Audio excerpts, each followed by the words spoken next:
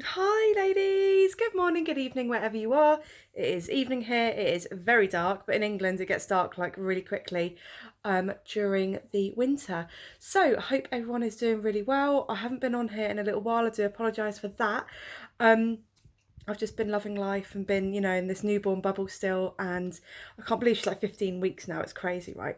So today I did something for myself. We went shopping and I bought a whole load of clothes from Next. Beautiful, beautiful baby grows and things like that, because her feet are so big now that although she like doesn't fill it outwards or upwards, like her feet are so big that I have to go the next size up. So she's now in baby grows 3 to 6 months, even though she's only 15 weeks. And regular clothes, it's like 0 to 3 months because she's still quite tiny.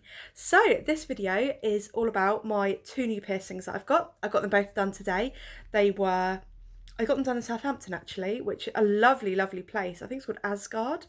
The lady was so lovely that did it. She was really, really sweet. And I said to her, like, I know I've got tattoos, and I know I've had 3 children, but piercings just kind of, it's that rush of adrenaline where you think to yourself, like, okay, there's a needle about to be stabbed through my body.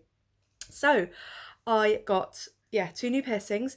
My daith I got redone. I missed it so much. It looks so cute. She did it with a horseshoe bar, I believe that's what they call it. So that is super, super cute.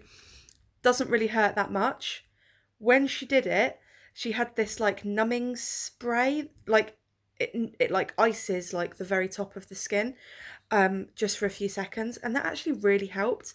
But I got this one done first, and then I got this one done second. This one is already causing me an issue, and when I smile, it hurts. And I've just taken ibuprofen because like to reduce swelling. But this is, I've never had this pierced before. Don't know if you guys can see. It's just there.